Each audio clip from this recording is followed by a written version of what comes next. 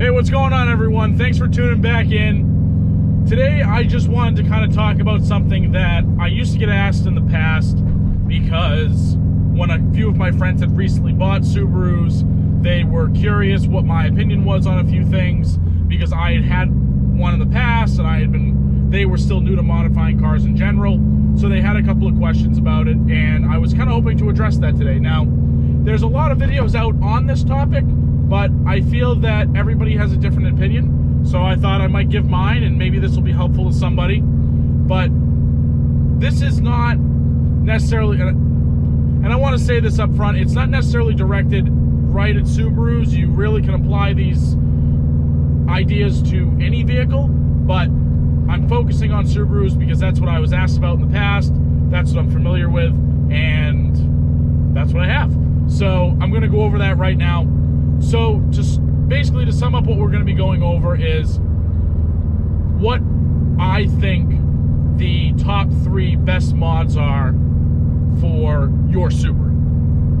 Now, again, this can apply to any car, but this is me directing it mostly at Subarus in general, because like I said, that's what I'm familiar with. Now, the first mod that I think is the best on a Subaru would be the exhaust. Obviously, you probably saw that coming. It's a pretty classic modification. Seems like everybody puts them on a Subaru. Everybody wants that rumble, and you know, you got other brands making other headers just to get that rumble. That's what people are looking for.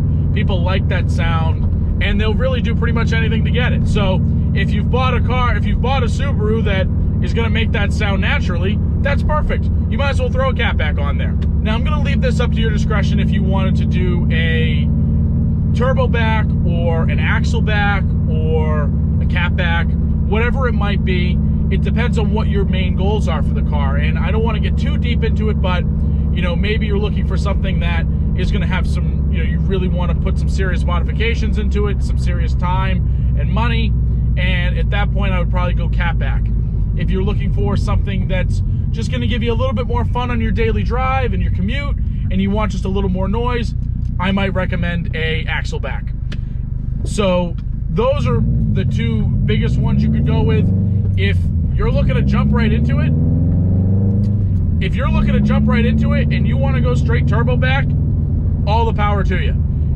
You're probably not going to regret it. Just make sure you get it tuned. But other than that, I think you're probably going to like it quite a bit.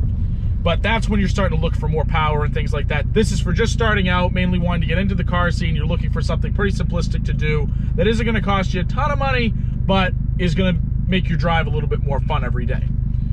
Now, as far as exhausts go, between axle back, cat back, turbo back, there are a lot of different options if you want to go resonated, non-resonated, with muffler, without muffler, cats and no cats. Look into all that stuff. There's a wide array of options. Subaru platform has no shortage of parts that you can find for the car, and I'm sure you can find something that you're looking for, whether you're looking to go a little bit louder, whether you just want a little bit more of a note out of it, or, you know, if you're looking to go full out and be obnoxious everywhere you go, that's up to you. There, like I said, there are a lot of different options for that though, so it should be pretty easy to find something. The second modification I would recommend on these cars is suspension. So most of them are pretty good out of the box. Realistically, no matter what year you're going with, you can go as old as 02, you can go as new as 2020. For the most part, the suspension is pretty decent on them. The only thing I would say about the older ones that you're going to want to watch out for is how old is that suspension? Is it the stock suspension? Has it been replaced before? Is it the original one? You know, everything like that. Just kind of look into that stuff, and that's going to obviously impact how your car drives, and might be a good reason for you to look into an aftermarket suspension setup. Now, whether you want to go lifted, whether you want to go lowered, that's up to you, and this is all going to be at your discretion again. Do you want something that's more of a show car? Do you want something that's more of a track car? What kind of suspension you pick? Do you want a rally car? What kind of suspension you pick is going to determine what the car is going to be used for.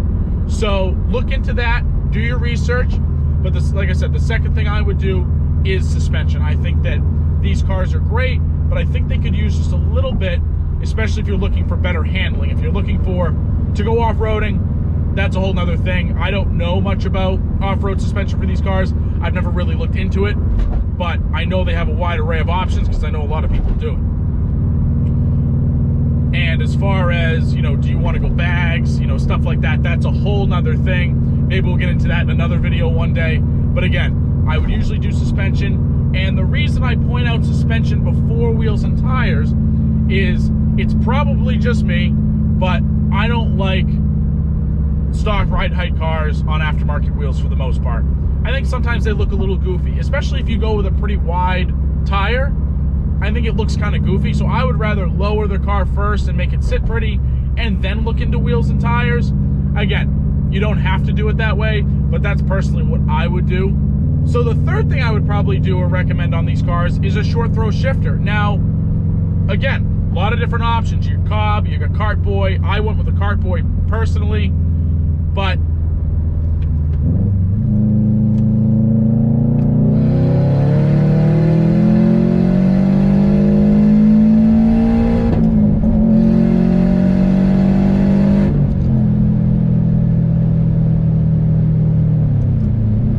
see why you want to get an exhaust. See why you want to do that first. The wastegate, I recommend second. Actually, I don't. I recommend the suspension one. So the third thing that I would recommend for these cars is probably a short throw shifter. The reason I say that is because these shifters, again, all around these cars are built pretty well out of the factory, minus some of the chintzy interior parts. The drivability of these cars is very, very good. And the shifter out of the box, especially if it's the STI, is great. It's short, it's notchy, it just feels good.